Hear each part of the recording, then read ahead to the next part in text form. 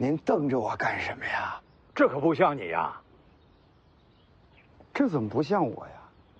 按照你的脾气，就算他李淳刚重入陆地神仙之境，你也不会轻易的认输收手吧？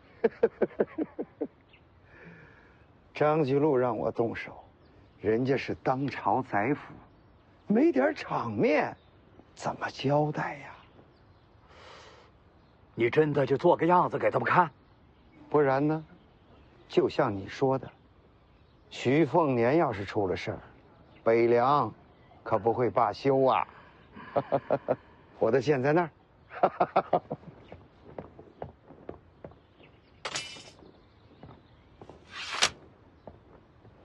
我先告辞。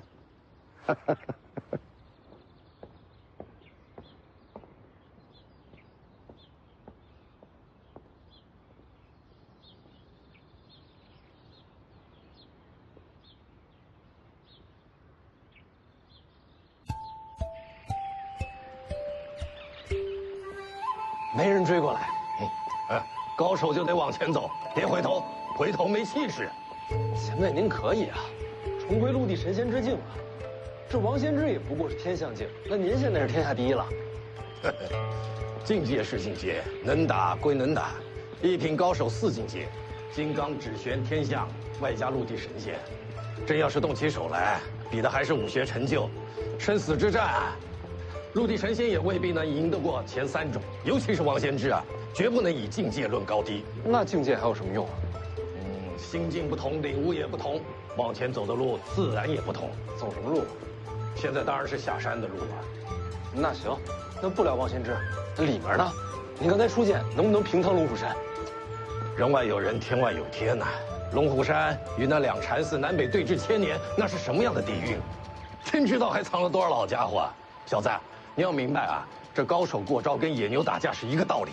什么野牛？野牛力大无穷，牛角尖锐，可互相之间打架，大部分就撞个2下，差不多分个高低，也就得了。您直接说刚才出剑是唬人呗。天天生死斗，江湖上还能活下几个人呢？前辈，您都陆地神仙了，说话能不能带点仙气儿？能啊，这高手过招跟仙野牛打架其实是一个道理。行，道理我都领悟了，您别说了，听不下去。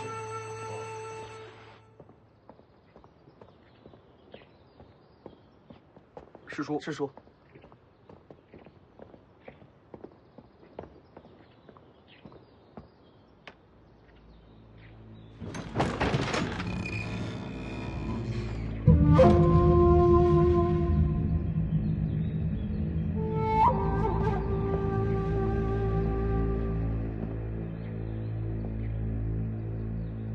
殿前试探，出乎意料，李崇刚已重回陆地神仙之境。即便如此，你还是想杀徐凤年？徐凤年不死，吾当必将崛起。不过呢，他绝不能死在龙虎山，也不能让人觉得跟龙虎山有一点关系。徐骁的怒火，我们不接。天大的麻烦都扔在我头上。祖师功法通玄，形态重回少年，天下恐怕再也无人能认出您的身份。逼我下山。祖师，龙虎山未来100年气运，只能托付祖师。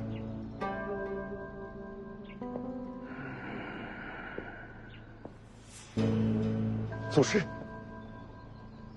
要是不麻烦，不如再多杀一个。还有谁？皇族那个私生子，赵凯。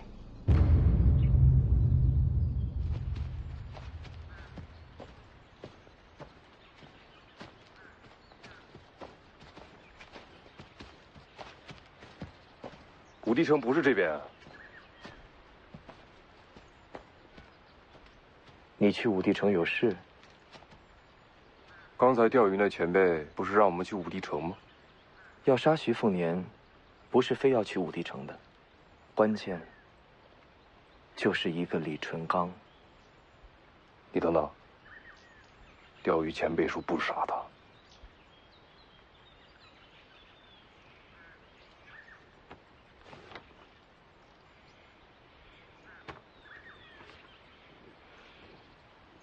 轩辕家压箱底的绝学，哪里来的？我说过要给你绝学，说过的话怎能不算？老前辈不想杀徐凤年，是怕天下大乱，战事再起。你不怕？怕。可天下不乱，我怎么寻出路？我没有出路，怎么给你前程？袁庭山，你一辈子求的是个机会，可你要明白，不翻天覆地，哪来的改命之机呀？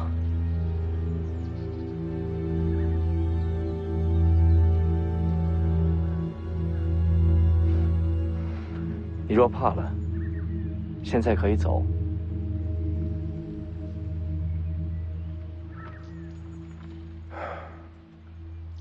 怎么够李淳刚那一关？我们等个朋友。等谁？谁能应付剑神？来了。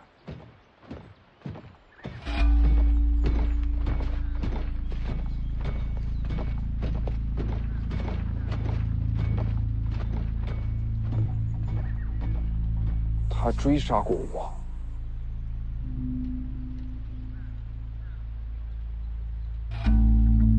我想请你帮我一个忙。我离开龙虎山，就是你西行之时。我记得。那就是你的船，江上换船，不会被人瞧见。嗯，挺好的。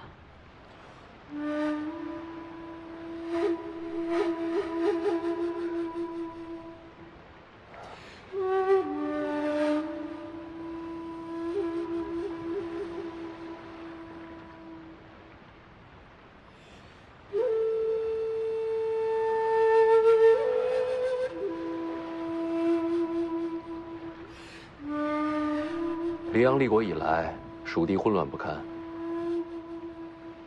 汉军马匪蜂拥四起。这些人大多数是当年前往蜀地躲藏的楚人老兵。我知道。就算你是公主，要收服这些人到你的麾下，也并不容易。楚国皇室当年的情分，到现在怕是已经磨灭殆尽了。有其赵叔叔。曹长青怕是不能日夜守在你身边，你自己小心。嗯。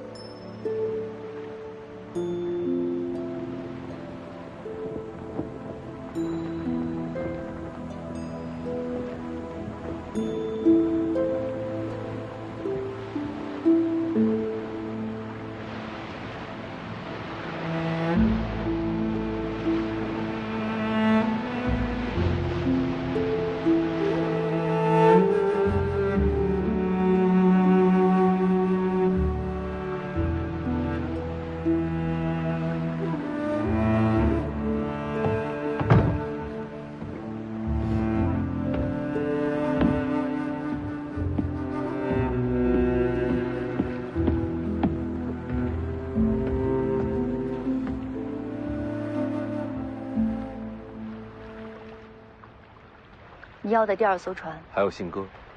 魏舒阳跟我说了，信鸽就在货舱，若要传讯，记得多放几只，免得路上意外。行船的都是老手，只知道去西蜀，不知道他的身份。多谢。不用说谢，是辉山欠你的。接下来的事，我等你信哥。听说令堂也过世了。他陪我爹去了。他们俩，我这辈子都没看懂。简，没有别的事，我先回山了。将来若是辉山有难，轩辕家可以来北凉避难。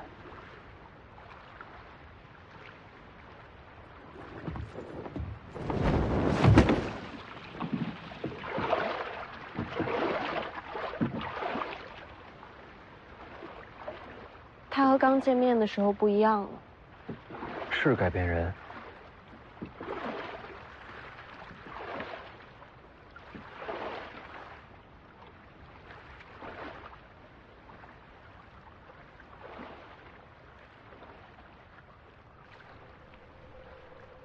我该过去了。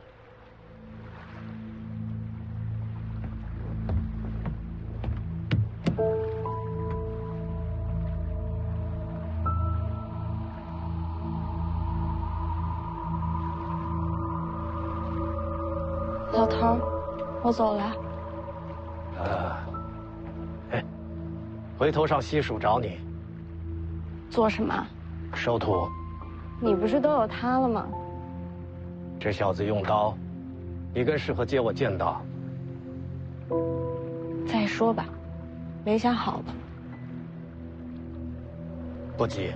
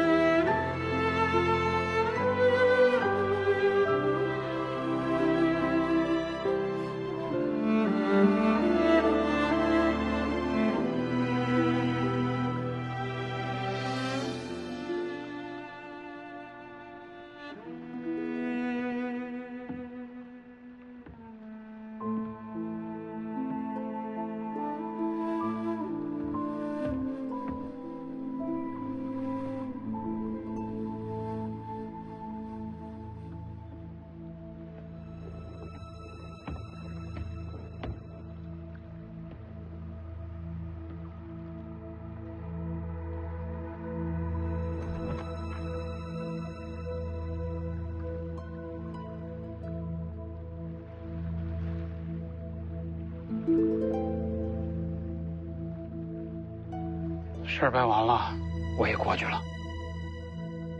多谢。都是世子的吩咐。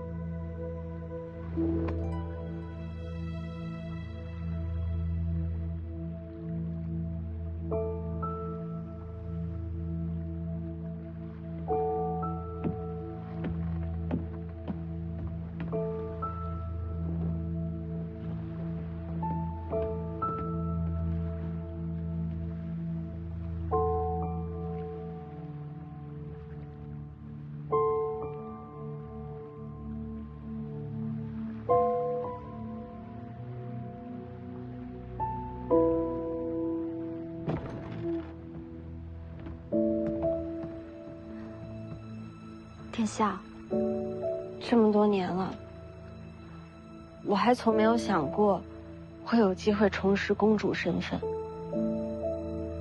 且赵叔叔，我们出发吧。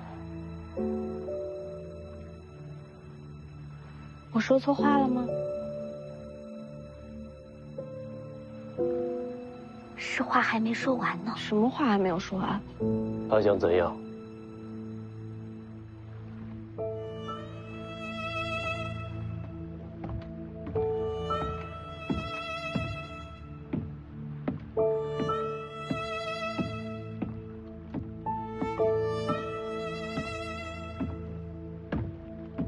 你怎么过来了？给你的。你怎么把这个给我了？送你的。你疯了！这可是你娘的配件啊！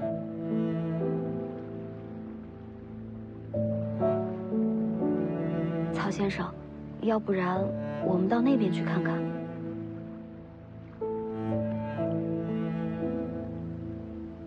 他们这一别，就不知道什么时候再见了。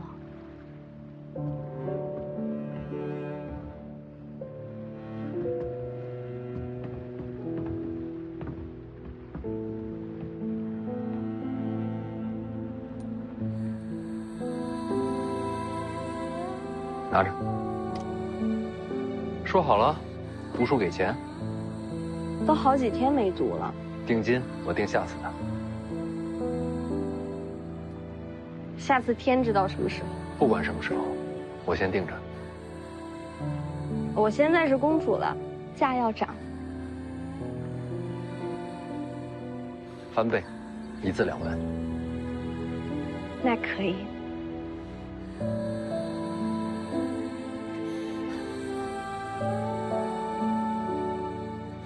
你是不是也喜欢徐凤年？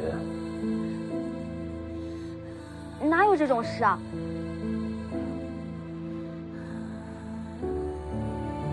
毛快被勒死了。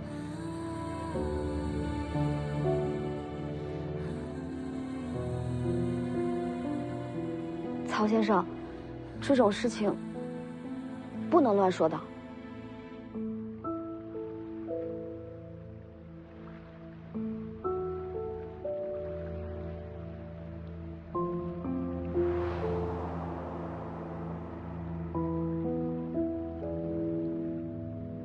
就说这么几句，他都把他娘留给他的佩剑送给你了，你也没个表示。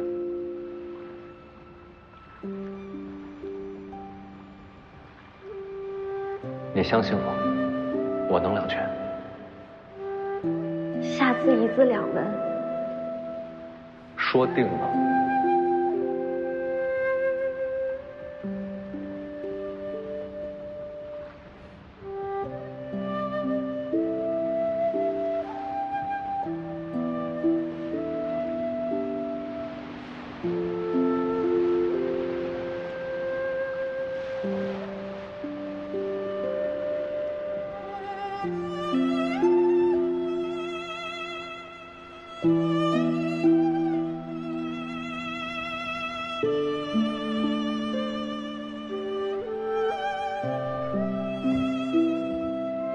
若是传讯回北凉，应该还拦得下。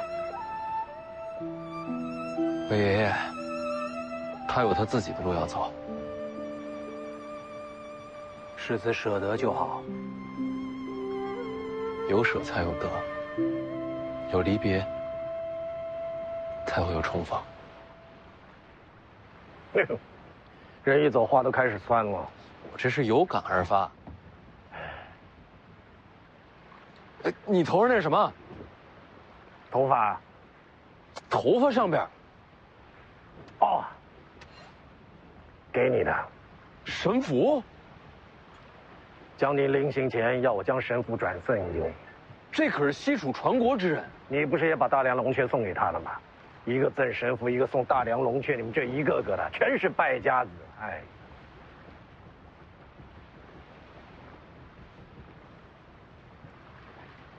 世子，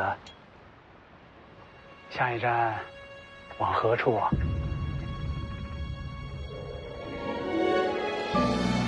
上阴学宫。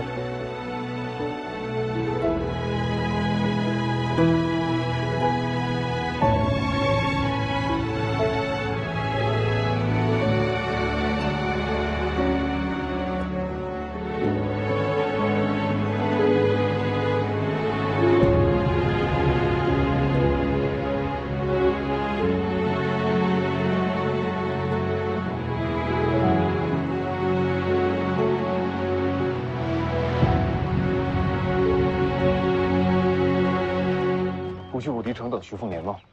他下一站是上阴学宫，他这一路江南见徐知虎，龙虎见徐龙象，你说他下一站是不是该去见见我媳妇？你媳妇是谁啊？徐渭雄啊，徐凤年的二姐。你是他姐夫，那你还杀他？他不知道。徐凤年不知道你是他姐夫，知道的人少。他姐没跟他说？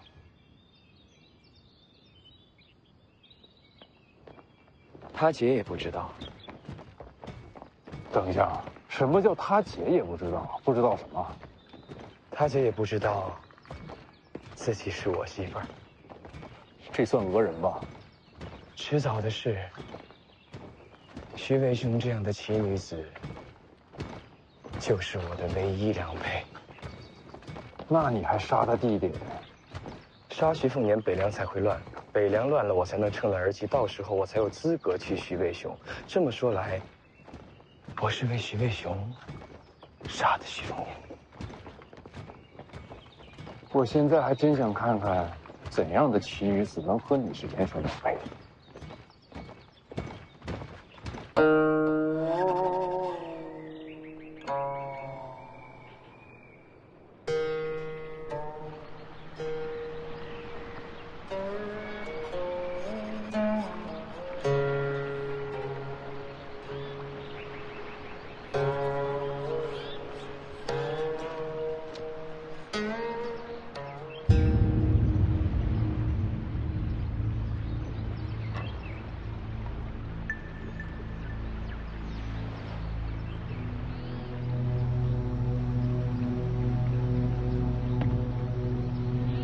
你看，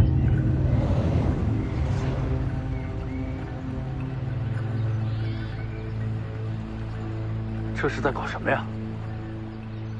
我娘说，咱们认识时，爹是马大将军，横扫天下门阀，一切都是孽缘啊！但他并不后悔。大哥，终于见到你了，大哥！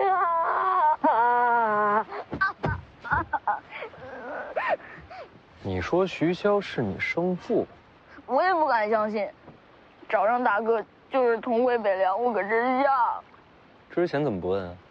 之前我娘一直不愿我把我爹的身份告诉我。那现在怎么肯说了？重病不治，临终前才说的。人没了？这还传着呢。就刚过世？才来的。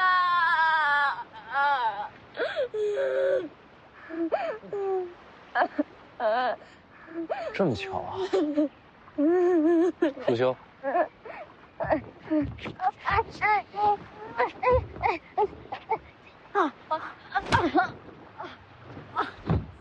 没有功夫。大哥要是不让我去北凉，我不去就是了。不用杀我。叫什么名字？龙宇轩。大哥叫我小虫就行。姓龙。跟我娘的姓。帮他收拾个房间吧。多谢大哥，大哥，大哥，大哥，大哥，我来安排。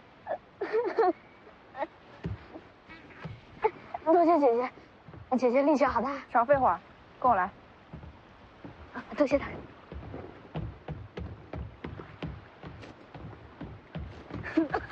多谢大哥。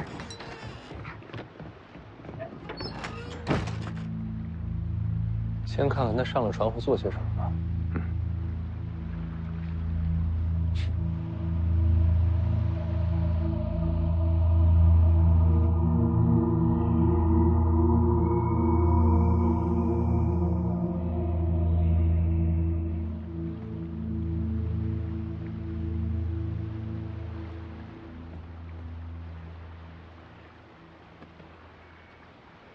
舒姐姐不仅武功好，人也好，还长得漂亮。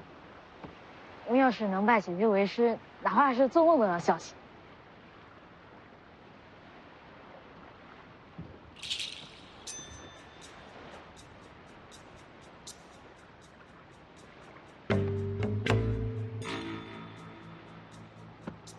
陪你吧。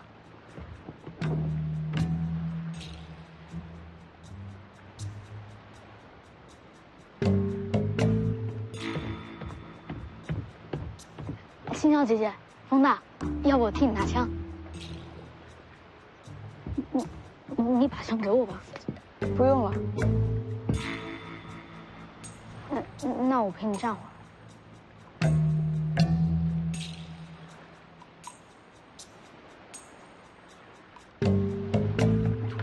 大哥累吗？我给大哥揉个肩。不用。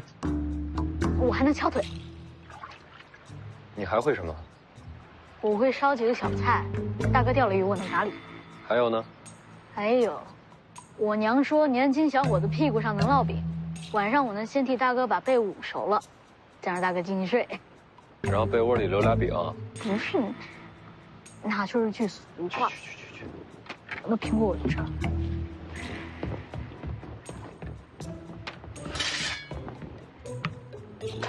这小子爱聊天啊，这几天船上是个人都混熟了。您觉得他说的是真的吗？他怎么会知道你的船从哪过啊？前辈看得准啊，太巧了。那你还让他上船？把人留在身边，总比藏在暗处好。再看看吧。前辈，还有个事儿得麻烦你一下。你麻烦我还少吗？有什么事？马上到上阴学宫了，我想着其他人就不下船了，您得陪我走一趟。带军刺客？我二姐在，她眼里边，我这江湖行怕是胡闹。你怕你二姐？不是我怕，全家都怕。您在边上估计能好点，好歹是个剑神，能给点面子。他在家打人啊？不是打人，是那种气场。真就这么走了？不然呢？留着吃饭吗？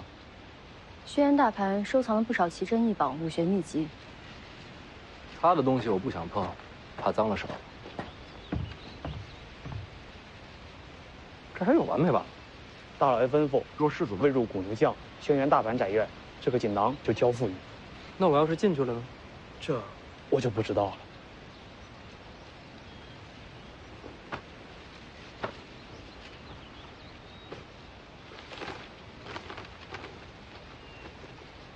世子不负灰山，灰山必不负世子。我爹的话就是我的话。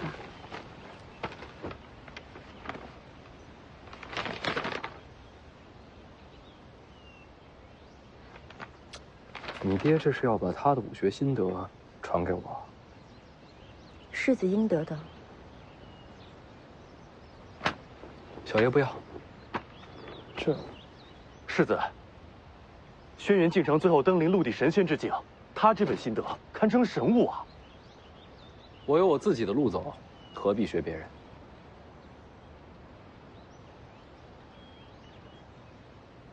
心得留在灰山，世子随时可取。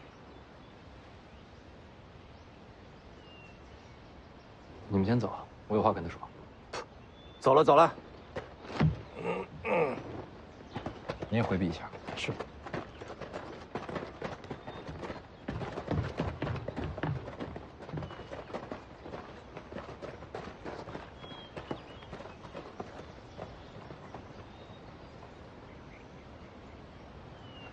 你呀，你不用一句一句小心翼翼的，我就跟你明说了，就你这样要胸没胸，要屁股没屁股，还整天苦着一张脸。本世子对你没兴趣，把心塞回去，踏实办事儿，啊！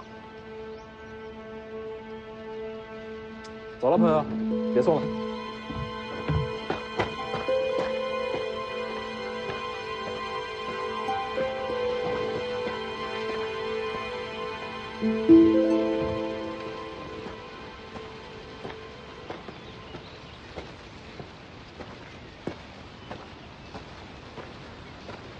怎么了？问你个事儿。说。你来灰山到底是行侠仗义，还是早有预谋？灰山轩辕家族确实早就在我计划之中，但毕竟来灰山之前，不知轩辕家族中人品性如何。最后选择了帮轩辕清风，也是种必然吧。按你的意思，就是心怀仗义了。但行好事，莫问前程。但往往有的时候，行了好事，才会有好前程。哼，云里雾里。你借船还要干什么？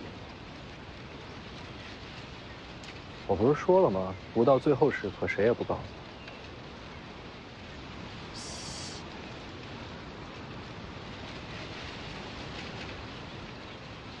为了报仇。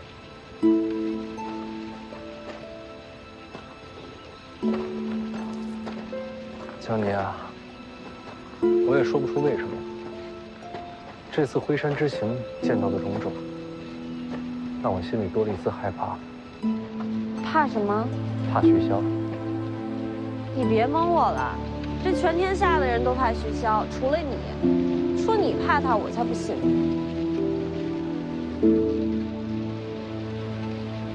我是怕他老。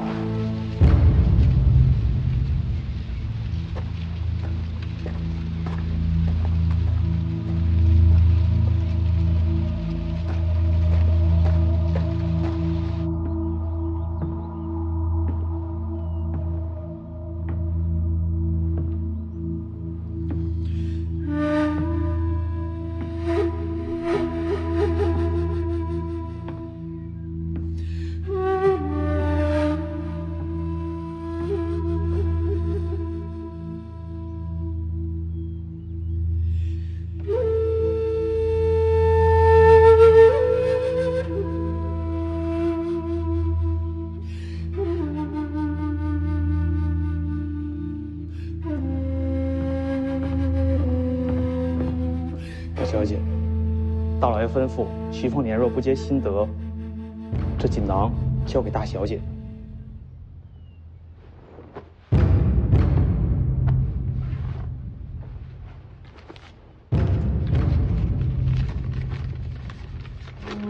徐凤年若不取心得，未来岁月必入天下，可谓辉山百年盟友。我爹究竟准备了多少锦囊？我这里只有这2枚。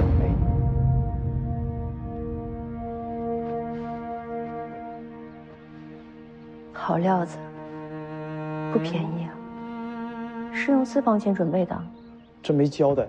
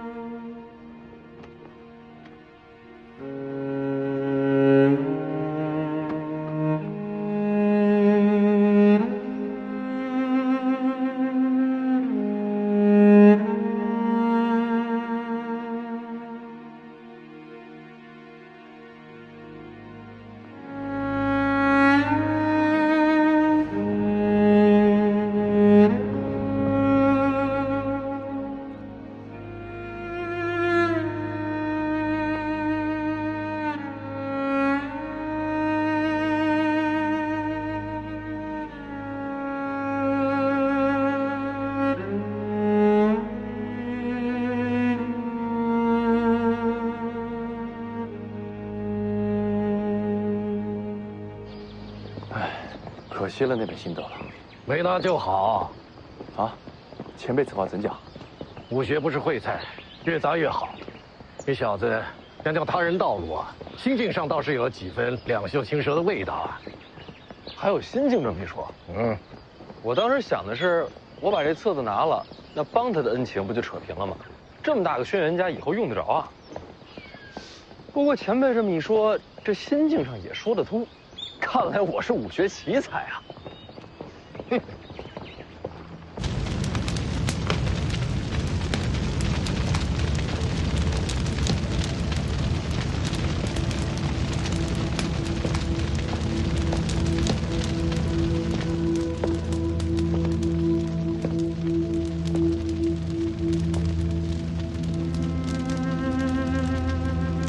爹已经，我知道。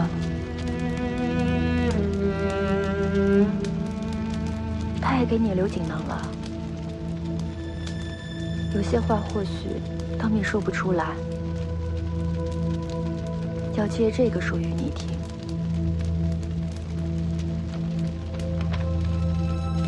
一个字没有。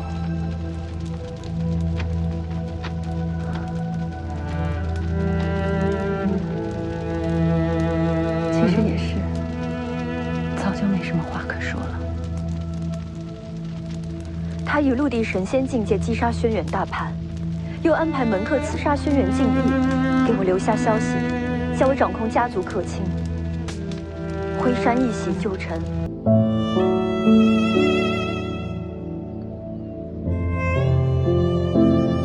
晋正，不与你赌气了。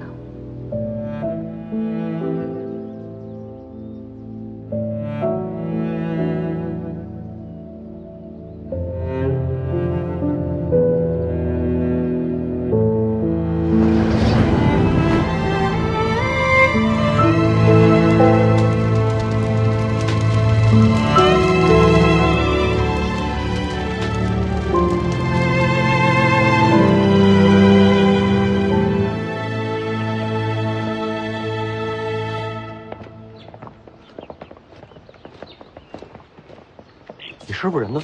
他被叫上山了，出事儿了。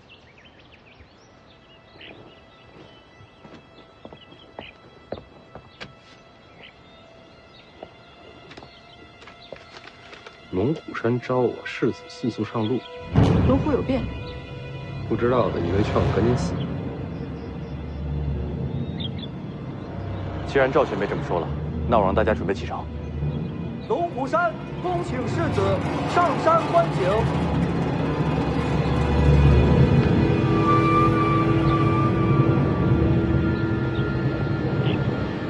不用管他，我们走。我能走，黄马怎么办？龙虎山天师府天下第一门派，见识见识。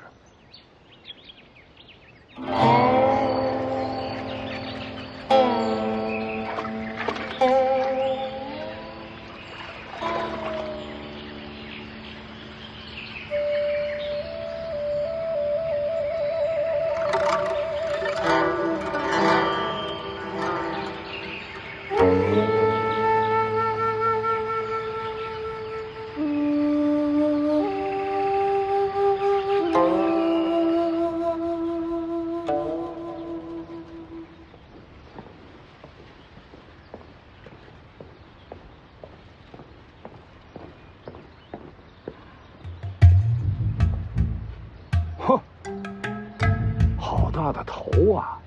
哼，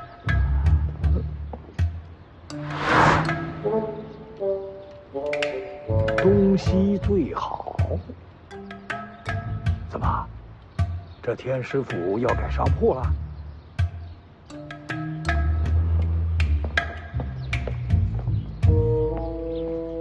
东西最好。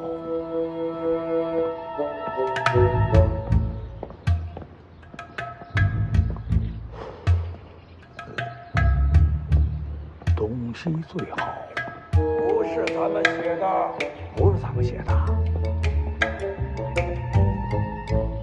你们别跟着，我一个人上山。不行，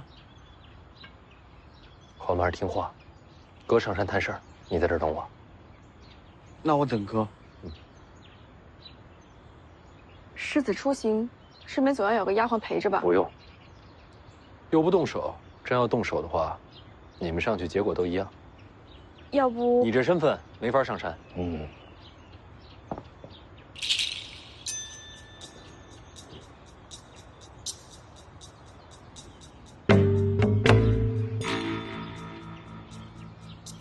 哎，有时候我真搞不明白，你们俩我到底是欠了谁的？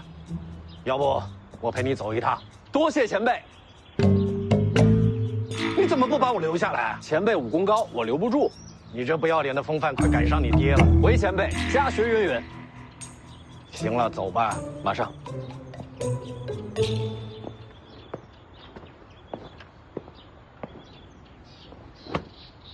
你这一路算是走到终点了。到了龙虎山，我会自行离队，以个人身份救出小娥。回北凉后，我自会循军政请罪。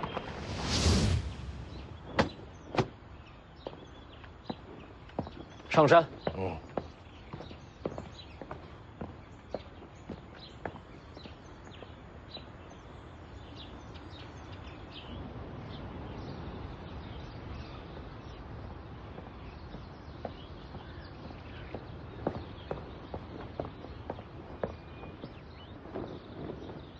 掌门，赵熙团到了。你怎么不出门啊？闭个关。你闭关啊，还让我上山来呀？哎，是我请您上山商量大事儿。哦，单凭回山了。哎，大不大事先不说，门口那字儿怎么回事啊？啊，我才听掌门说了，是个小和尚写的。小和尚？对呀。前几日小和尚带了个小丫头，登山论法来的。两禅寺来的。小孩心性，论法在乎胜败，还赌了输赢啊。论输了吧？输了2场。让小一辈和他辩论，小和尚尚有几分慧根呐。小和尚是书画双全呐。哎，那为什么要写东西最好啊？东西是那小丫头的名字。哦，大脑袋呢？小和尚画自己，逗小丫头开心呐。有意思。那为什么不把它擦了呢？留着也好，让小一辈们有点羞耻心。哦，好了，论法之事暂且不提，咱们先商量正事。唉，我已多年不问世了，还特意把我召上山来，这该多大的事儿啊！也不算什么大事儿。哦，就是杀个皇子，再加个徐凤年。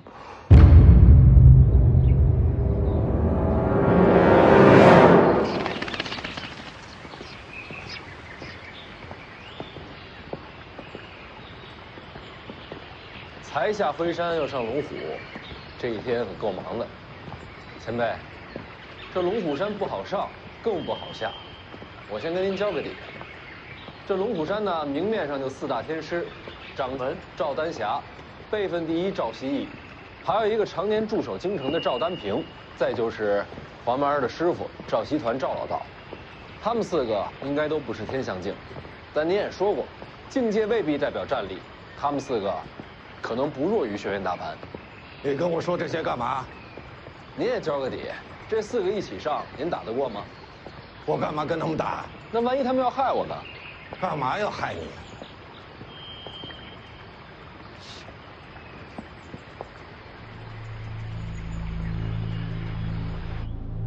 当然是为了天下平乱呀！平乱？可徐凤年一死，徐骁必然会马踏龙虎，北凉的铁骑谁抵得住啊？可以不用真死啊！什么叫不用真死啊？为了徐凤年一身大黄庭，将来徐骁身死，北凉必起内乱。徐骁已经安然离京，正在返回北凉的路上。既然朝廷都不动手，我们龙虎山何必要趟这个浑水啊？此乃国运之政，怎能畏首畏尾？这话是谁说的？当朝宰辅张居禄。这件事关系到黎阳朝未来的国运，你们龙虎山既然承受朝堂的好处，那就该为国尽忠。这是借刀杀人。所以我说了，只废大黄庭，可以留性命。我们龙虎山不是他张居禄的门客，您有没有想过，徐凤年一身大黄庭，传自武当，他若接掌北凉，武当必将趁势而起。我们只要防患于未然呐，事成之后，可以将这一切推到张居禄的身上，让他来承受徐骁的怒火。哼，徐骁不是傻子，将来呀，这北凉必然成为我龙虎山的死敌。您可别忘了，这徐龙象可是您的徒弟呀！哎，别动我徒弟啊！当然不动他，非但不动，而且还要好好教他。徐骁只有2个儿子，徐凤年一死，接掌北凉的只能是徐龙象。此事若成，宰府欠我龙虎的恩情，朝堂要赞我等的忠心，武当从此没落，北凉之主最终将是我龙虎门徒，这一石4鸟，必将成就我龙虎100年之计呀！掌门，该下决心了。我闭关，这些事儿你们商量。赵熙呢？也闭关呐。哎，我还是觉得徐凤年这事儿不妥呀。一时箭在弦上，不得不发了。你刚才说还要杀一个皇子，这是一个不为人知的私生子。不为人知？你怎么知道他叫什么名字？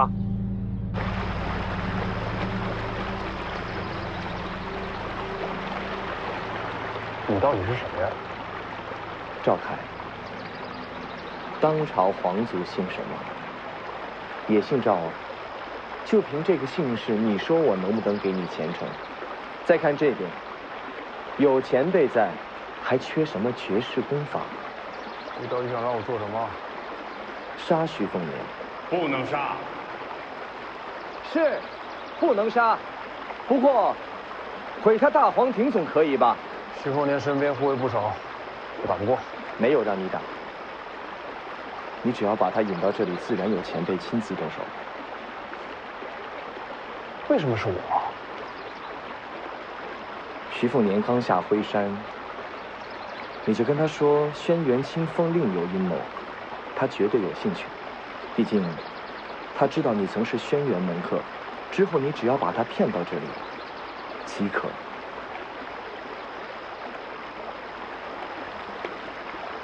徐凤年身边是李淳罡，旧日见神，不知还有当年几分神采。简直莫名其妙嘛！怎么？徐凤年要废，赵凯也要杀？赵凯要想挑起天下战乱，借其浑水摸鱼，此人是祸根，不能留。可终究是要杀一个皇子啊！可以推到徐凤年身上，更是异想天开呀！掌门，此事稍有不慎，我龙虎山便有颠覆之险，还需从长计议呀！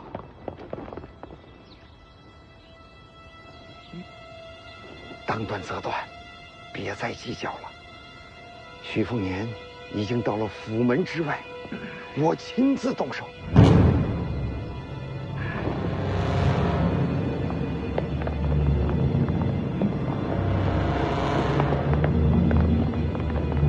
你这是跟我商量吗？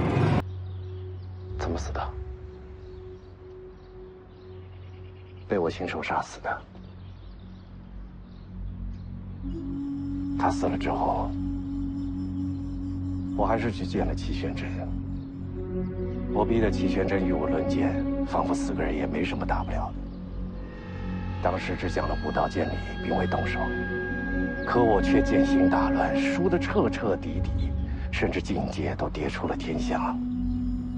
之后下山与人交手，断了手臂。如今想来恍如隔世啊！要不是齐玄真乱我剑心，又何至于此？乱你剑心的真的是齐全真吗？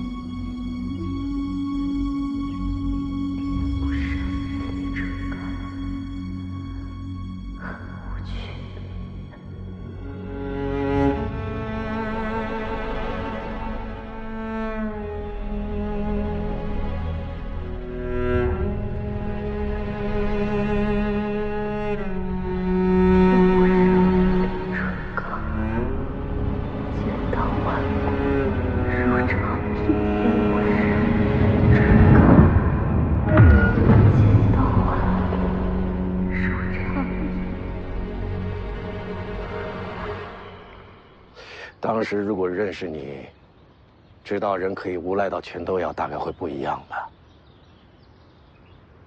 对你很重要的人，你为何要杀他？是他想杀我，却又收了手。她是我仇人之女，相遇之后却下不了手报仇，要么杀我，要么被我杀。她选择了后者，还挑了个好时机。怎样的时机？当时我的木马牛被王先知折断，他怕我坏了自信，选了这个时候与我交手，还死在我剑下。你没听懂。当时他与我齐名，并列天下4大宗师。枪神王秀，福将洪甲，叶洪庭，丰都绿袍。是。他以为这样可以让我重燃斗志，是不是可笑？徐凤年，你跟江宁千万别走这么蠢的路。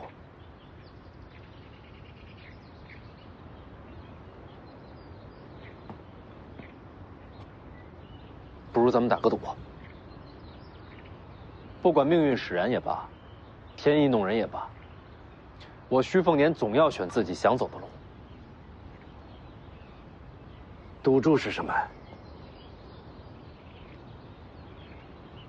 好好活着，看我疯狂！混蛋小子，走吧，前辈，陪你故地重游，再逛一次天师府。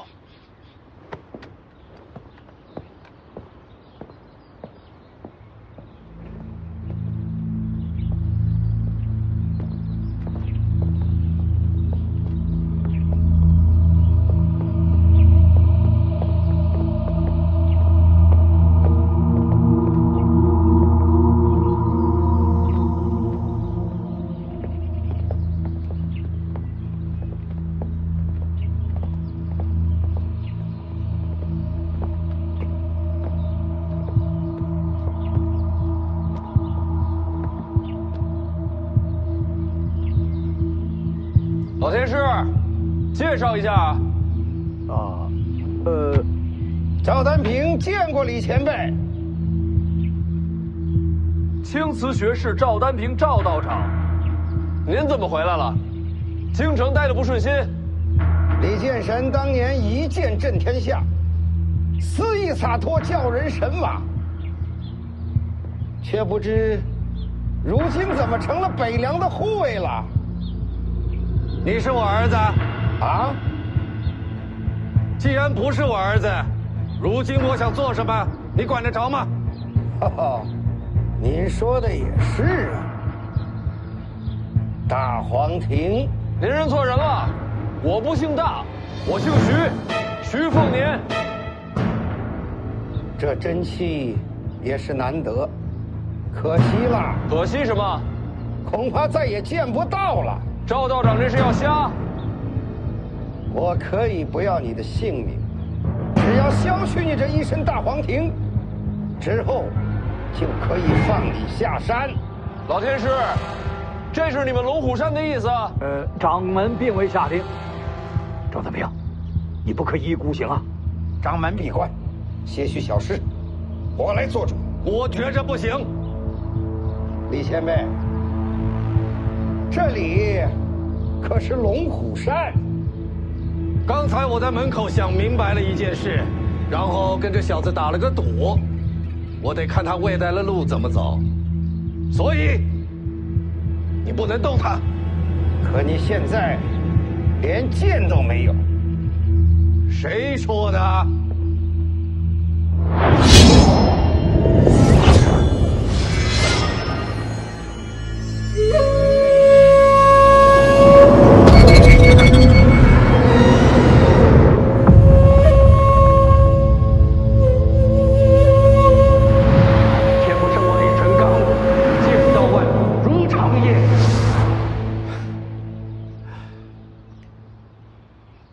剑来！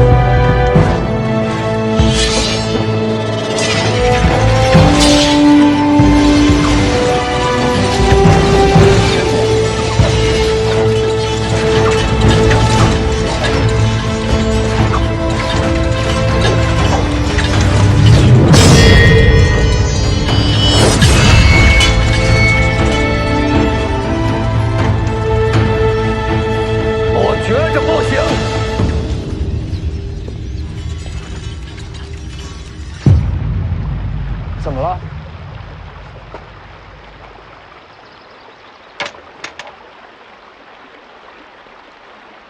李成刚重入陆地剑仙之境。陆地剑仙？他不是境界大跌了吗？不是连天象都不到了吗？怎么会成了陆地剑仙？剑神啊！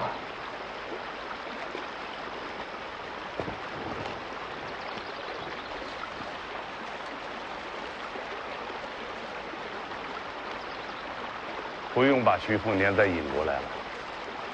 若此刻与李成刚一战，无论胜败，总要换条命走。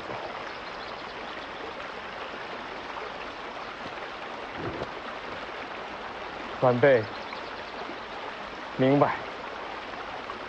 你还有最后一个机会。武帝城。王先生曾经折断李成刚佩剑木马牛，如今李成刚重入剑仙境，到了武帝城，怕是要和王先生再战一场。到时徐凤年身边可没第二个剑神了。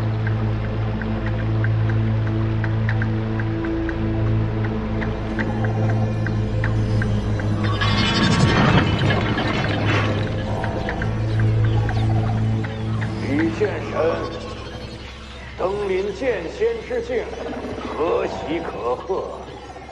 龙虎山从未想为难世子，今日之事，误会而已。你是哪个？出来说话！贫道赵丹霞，正在闭关，不便现身。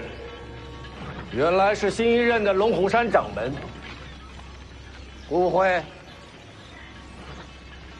前辈，贫道只是好奇剑神如今的境界，才稍作试探，还望前辈见谅。你是龙虎四天师之一，虚名而已。这一代的天师还真是了不起啊！前辈谬赞。那我们走了。前辈，请便。走了，下山。老天师，好好照顾我弟弟，别欺负他，我脾气大。